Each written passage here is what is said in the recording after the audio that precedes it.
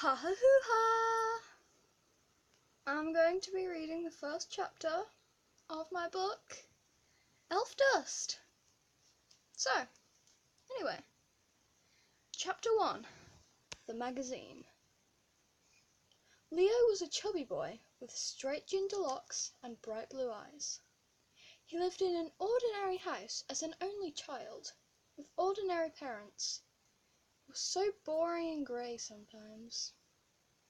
There was hardly anything for him to do except listen to his parents rant on about how he needed a haircut, although he liked his hair the way it was. Luckily, though, he found an interest in many things. He loved to think and daydream, and when his parents were working during the holidays, he would sneak out and buy magazines. One day, while his parents were working, Leo found a magazine. Not the usual kind of magazine you would find at your local store, but he decided to buy it and see what it was all about. The cover had flying colours that looked as though they were going to explode, strange shapes that a normal person would never have seen before, and a picture of an odd building that looked like a school. "How much for this magazine?" he asked the shopkeeper.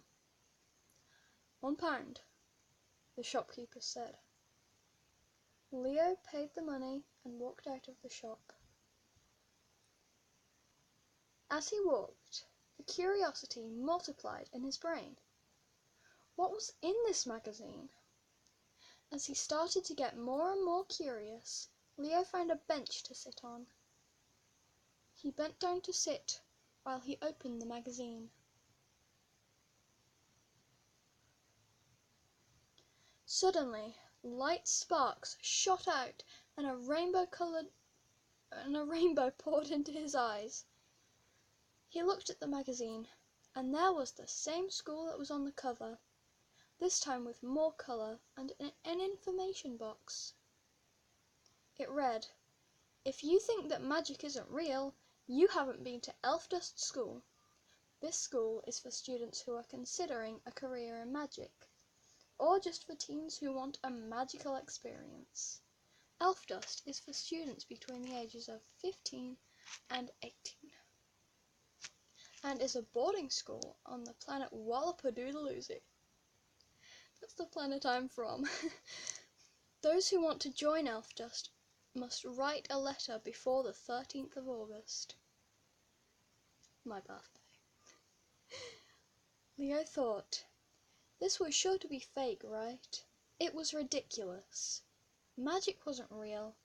Those who tried to convince others that it was real were crazy. This was false advertising, wasn't it?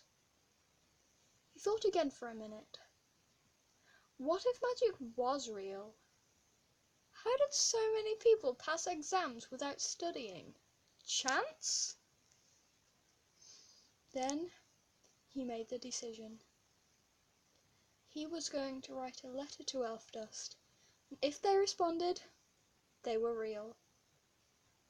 He went back to his home with his magazine in hand. At his home, he looked through the magazine some more. Most of it was advertising furniture and stuff, but he did find more information about Elfdust as he read. "Which Elfdust house are you in? Are you ready for Elfdust?" Leo tried to breathe, but he was both excited and panicking about the thought of Elfdust. What if it wasn't real and he had to go to a normal school? What if they wouldn't take him and he had to go to a normal school? What if his parents wouldn't let him go, and he had to go to a normal school? He picked up a piece of paper and a pen, his hand shaking as he wrote. "Elfdust, my name is Leo Sun, and I would like to join your school. I am 15 years old right now, and I think that I am ready for a magic school.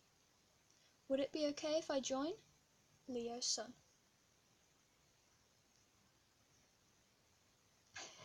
As Leo finished his letter, his ginger hair drooped in front of his face, and he picked up his magazine once again.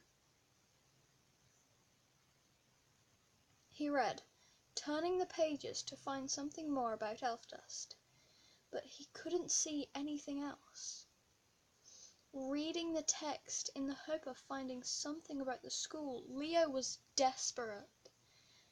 He was almost about to give up until he found a page about it at the very back of the magazine. Elfdust has a website you can visit if you are unsure about going there. Go to www.elfdustmagicschool.com. Leo had now gathered enough evidence that Elfdust was real. After looking at the website and the information in the magazine, he was sure that if it was fake, the advertisers would be crazy.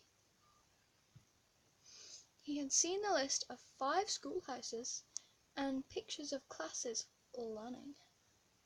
So he learned to believe in the school. He climbed down the creaky stairs, opened the almost deafening door, and trotted towards the letterbox.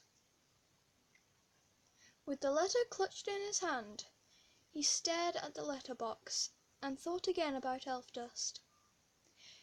He knew it was real, but what if he couldn't go? What if there wasn't a place for him? What if he wasn't magical enough? However, the only way to find out was to put the letter in the letterbox. So he did.